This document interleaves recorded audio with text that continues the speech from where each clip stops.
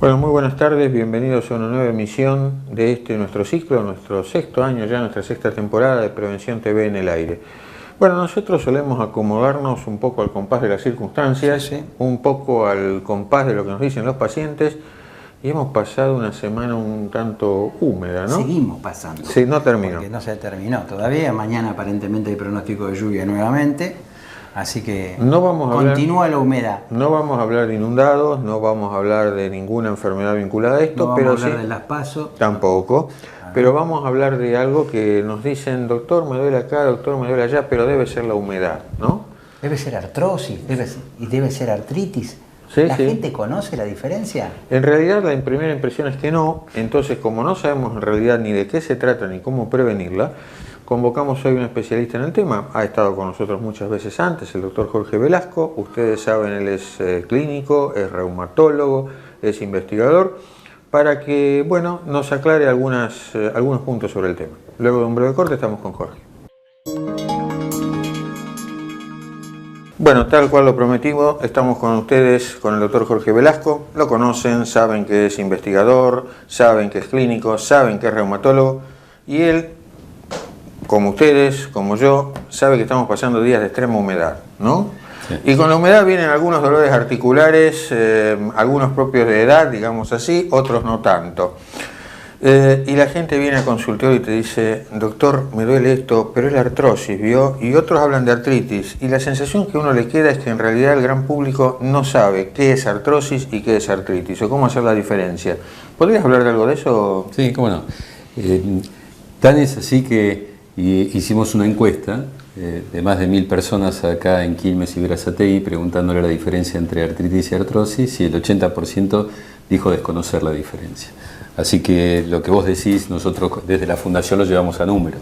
La artritis, como sabemos, la terminación itis, como faringitis o otitis, la terminación implica inflamación. Y artros implica articulación. Así que artritis es la inflamación de la articulación, nada más. Es como decir Juan o decir María, le falta el apellido. Artritis es inflamación articular.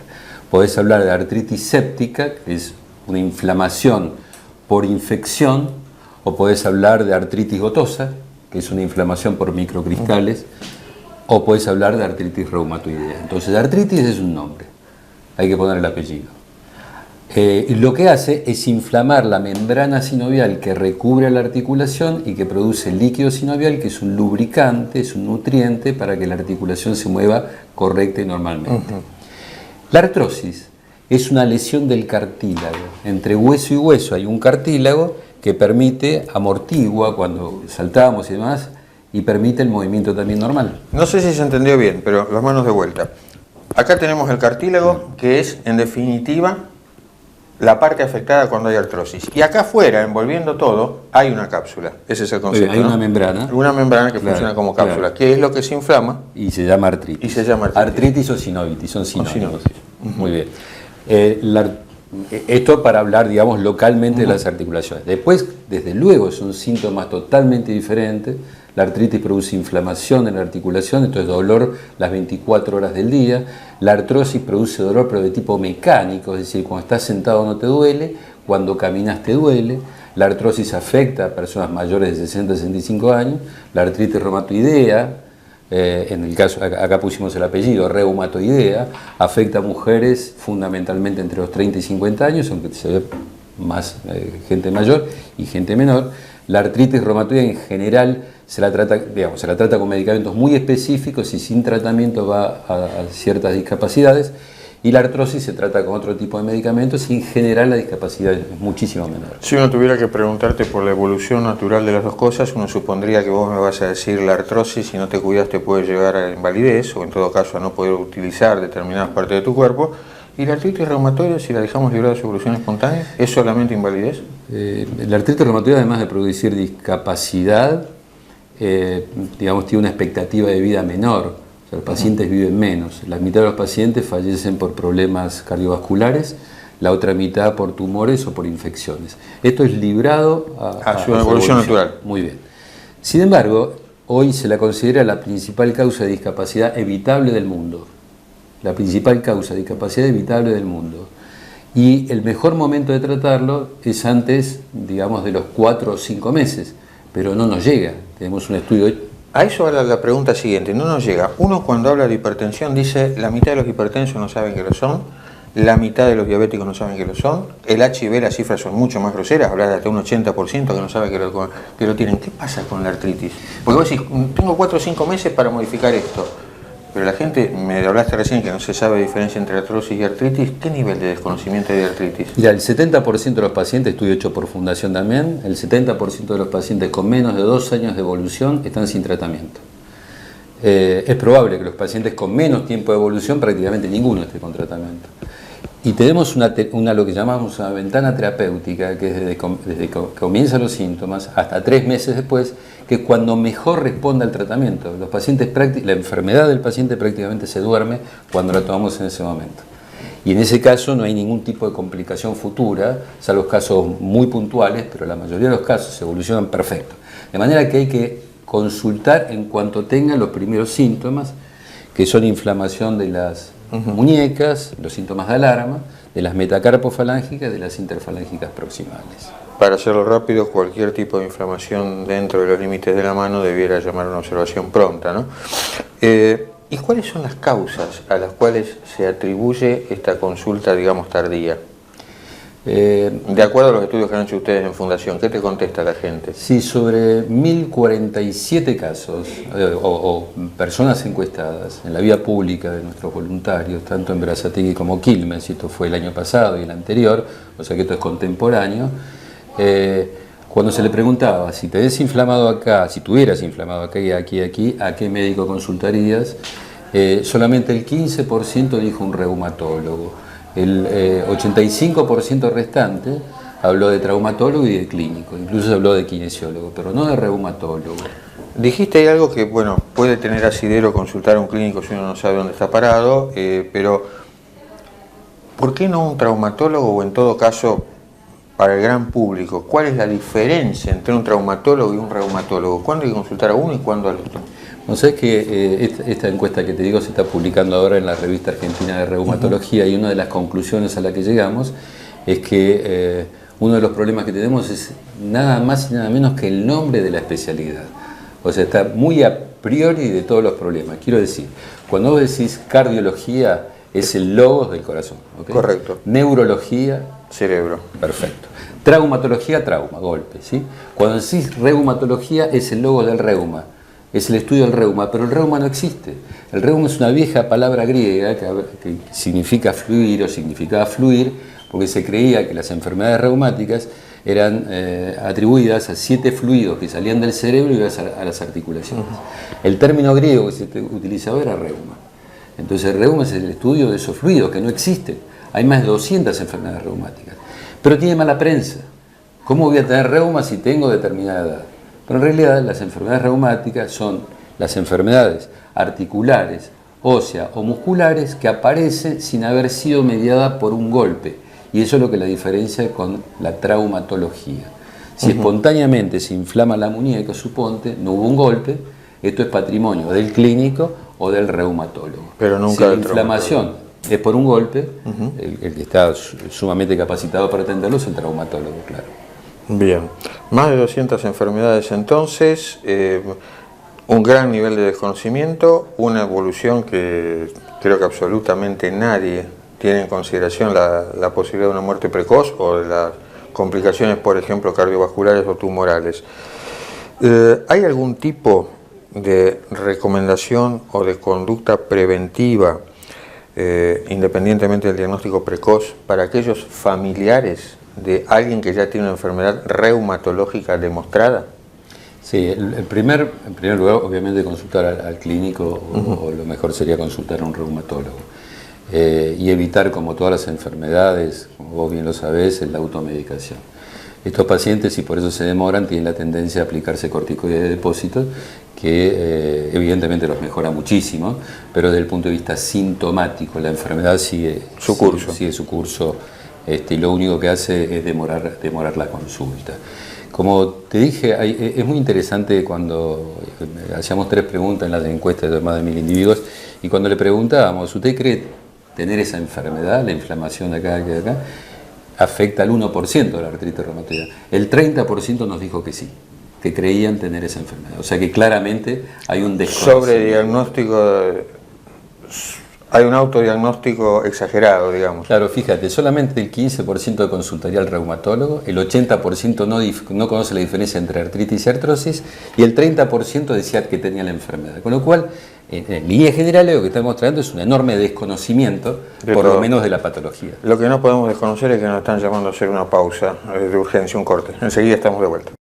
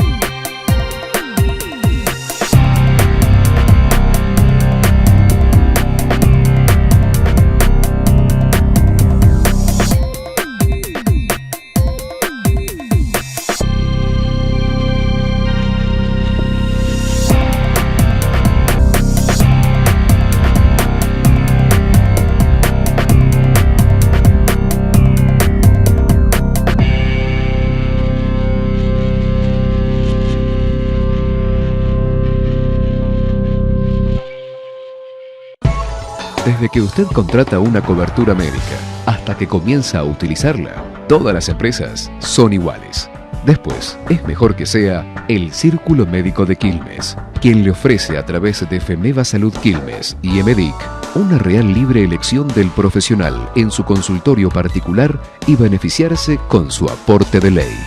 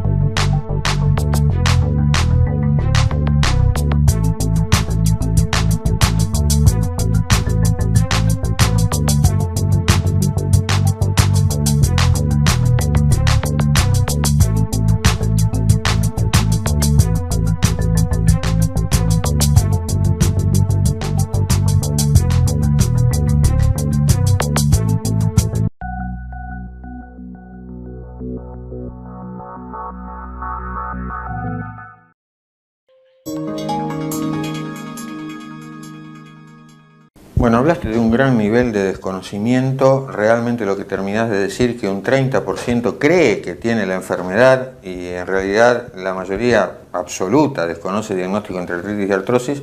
Tal vez lo mejor sería dar algún ejemplo práctico, ¿no? Si te parece, lo que podemos hacer es ver un paciente con una artritis reumatoidea y vamos a ver lo que es la diferencia entre síntomas, que es lo que dice el paciente, dolor, y signos, que es lo que encuentra el médico. ¿Te parece? Me parece excelente. Vamos al video. Laura se prestó gentilmente a mostrarnos sus manos, unas manos típicas de artritis reumatoidea. ¿Tu edad, Laura? 33. 33. Como sabemos, la artritis reumatoidea es más frecuente en la mujer joven, pero lo que queríamos mostrar es la inflamación de la muñeca, la inflamación del carpo, que es típico de la artritis reumatoidea, como pueden ver, la inflamación de las metacarpofalángicas, que en este caso no es tanto, pero sí la inflamación de las interfalángicas proximales, que son estas. No confundir con las interfalángicas distales, que en algunos pacientes tienen nódulos, igual que acá, y eso es artrosis. Esto es artritis. En este caso, Laurita lo que tiene es una artritis reumatoidea, una inflamación de las interfalángicas proximales, de las muñecas y de las metacarpofalángicas. Cerrá las manos, linda. Ven que tiene una limitación para la flexión porque están inflamadas estas articulaciones. Con el tratamiento correcto y adecuado, la inflamación disminuye, remite y ya puede tener una vida totalmente normal. Bueno, el video en sí es más que instructivo y creo que cualquiera que lo vea va a dejar de dudar respecto de si tiene o no la enfermedad, pero de cualquier manera esto es una evidencia de algo que está avanzado, por ser suave en la definición. La primera pregunta que yo tendría para hacerte con tu experiencia en pacientes es cómo se llega a esto, por qué la paciente se deja estar de alguna manera tanto tiempo, si no hay algo premonitorio antes que empiecen las deformaciones. Es decir, vos consultamos en la etapa de dolor y claro, normalmente antes de los 4 o 5 meses. ¿En esa etapa solamente hay dolor, entonces el paciente se automedica y sigue su vida? ¿O hay algo más que le pueda decir, mirá, la mano va a terminar así? No, la paciente que acabamos de ver, Laura, es una paciente que está sin tratamiento, es decir, ella no se está tratando, o sea que lo que estamos viendo es un cuadro clínico típico de un paciente que nos consulta y que está sin tratamiento. Tenemos que saber que un paciente con tratamiento tiene una vida totalmente normal, pero también tenemos que saber que cuanto antes consulte con los signos que vimos que tenía Laura, antes vamos a iniciar el tratamiento y mucho mejor será el pronóstico. Ahora, como viste, Laura tiene inflamadas las articulaciones, pero si nosotros viéramos las radiografías, veríamos que además tiene lesionados los huesos. Con el paso del tiempo, estas lesiones óseas terminan provocando deformidades que son irreversibles, no tenemos tratamiento para esto. Nos gusta decir que cuando que la inflamación articular es como si fuera un incendio, de hecho es prácticamente un incendio porque son manos muy calientes, está muy inflamado, un incendio dentro de una articulación que es como si fuera un incendio dentro de un cuarto, ¿no? Cuanto antes lo apaguemos, menores consecuencias vamos a tener. Si el incendio lo dejamos mucho tiempo, las lesiones que produce, las alteraciones que produce dentro de la habitación, ya el bombero no lo resuelve. Ya lo que tenemos que hacer es llamar al albañil, entre comillas, que sería el traumatólogo para hacer las prótesis o fijar la articulación, lo que fuere. Con lo cual, esto queda claro, cuanto antes tomemos la enfermedad, cuanto antes apaguemos ese incendio, menos consecuencias vamos a tener. El tratamiento en esencia, bueno, vos hacés investigación, hay mucha medicación nueva, mucha medicación que realmente ha probado ser efectiva en esto, pero cuando uno habla con, digamos, los clásicos siguen siendo corticoides, como dijimos, corticoides de depósito, como decías hace un rato. No todo el mundo se trata con corticoides de depósito, pero hay mucha gente que le teme a esto. Claro, el corticoide de depósito, el paciente se automedica con el corticoide de depósito. A eso quería llegar. Claro. No es lo que vos indicás como reumatólogo. No. Y a veces indica la guardia. La guardia está para ver las urgencias, el paciente viene muy dolorido, se le da un corticoide de depósito, después el paciente se acostumbra porque está 20, 25 días bien, pero después con todas las complicaciones que sabemos que produce el corticoide de depósito. No, nosotros no indicamos corticoide de depósito, eventualmente infiltramos cuando el paciente está muy bien y tiene solamente, suponte, la rodilla inflamada, entonces se infiltra solamente la rodilla para no aumentar los tratamientos. El corticoide en dosis bajas se da en casos muy particulares. Dosis bajas son por debajo de 20 miligramos de prednisona y habitualmente se utilizan 10, nunca más de 10 miligramos y enseguida tratamos de sacarlo. Los efectos secundarios con 10 miligramos prácticamente no lo vemos. Eso es importante saberlo. Ahora, también es importante saber que tanto el antiinflamatorio como el corticoide son medicamentos que lo que hacen es aliviar el dolor. La enfermedad continúa. Entonces aparecen los medicamentos de segunda línea, se llaman así, como el metotrexato, el eflunomida, etcétera, que lo que hace es detener, sí, la evolución de la enfermedad. 30% no la detienen, son refractarios a eso, y hay los nuevos medicamentos que se llaman agentes biológicos, que sí la detienen, que para ese grupo de pacientes la detienen totalmente, pero aún así, los pacientes con agente biológico hay un 5% que tampoco responde. Y esto nos da pie para decirte que la Fundación empezó una campaña, también para ese 5% de pacientes que una campaña a cambio, como vos sabés, a cambio de útiles escolares, para pacientes con artritis reumatoide y agente biológico que no responden al tratamiento. Bien, esto de los agentes biológicos es una cosa nueva dentro del mundo de la medicina, no solo para reumatología, hablamos también de cáncer, estamos empezando incluso a hablar en cardiología del tema. ¿No es la primera indicación o sí? Se sienta delante tuyo un paciente con artritis reumatoide que está dentro de los 4 o 5 meses que vos pedís para poder detener la enfermedad. ¿La primera línea de tratamiento son los agentes biológicos o eso queda para después? Queda para después. De hecho, cuando lo tomamos en esta ventana terapéutica, ese 30% de no respondedores se reduce muchísimo, porque prácticamente responden todos cuando lo tomamos. Nosotros decimos en broma que le mostramos la receta y ya la enfermedad empieza a remitir, porque responden muy bien. O sea que entonces, cuanto más precoz también, menos complejo el tratamiento. Absolutamente.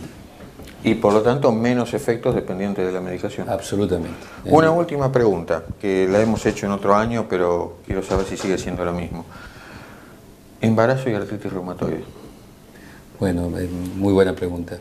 ¿Sabés que los corticoides se descubrieron, precisamente lo descubrió una persona, Hensch, le dieron el premio Nobel por eso, en el 55, porque en ese momento no había nada para artritis reumatoide, pero él veía que los pacientes, las mujeres embarazadas y tenían artritis reumatoide, durante el embarazo desaparecía la artritis. Entonces, ¿qué estaba pasando? Encontró niveles altos de cortisol dentro del cuerpo, entonces empezó a utilizarlo en pacientes con artritis y los pacientes empezaron a andar muy bien. Eso le valió el premio Nobel. Ahora, y ahí te estoy dando la respuesta. Pacientes con artritis reumatoide y tratamiento, le tiene que decir al médico, me quiero embarazar.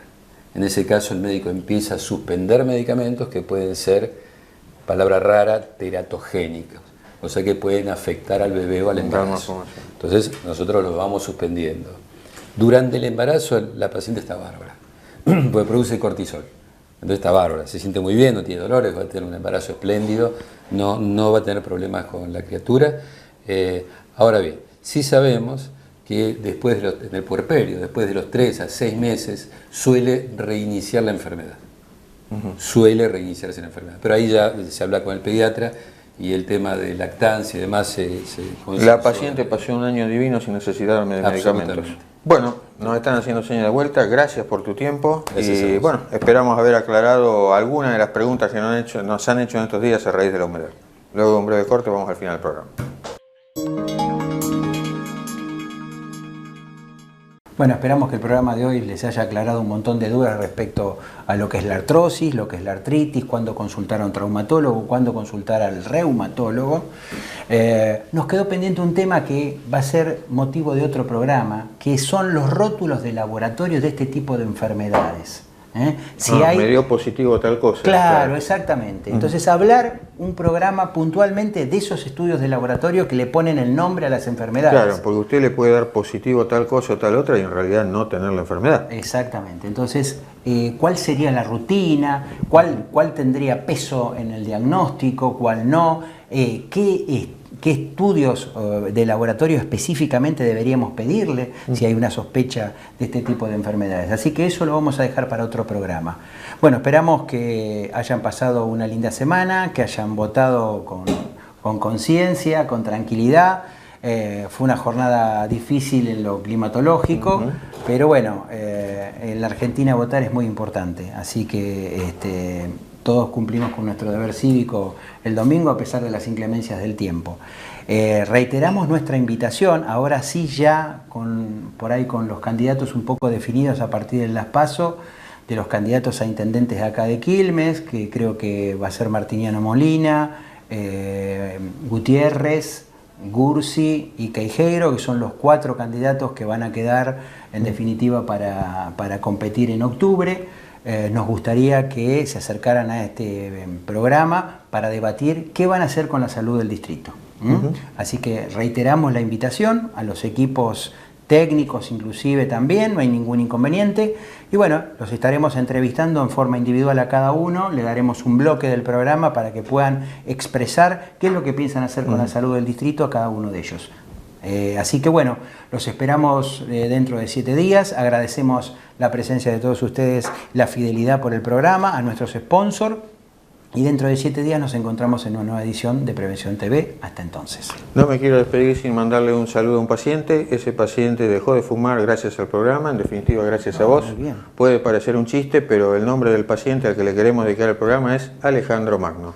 Muy buenas tardes y hasta dentro de 7 días.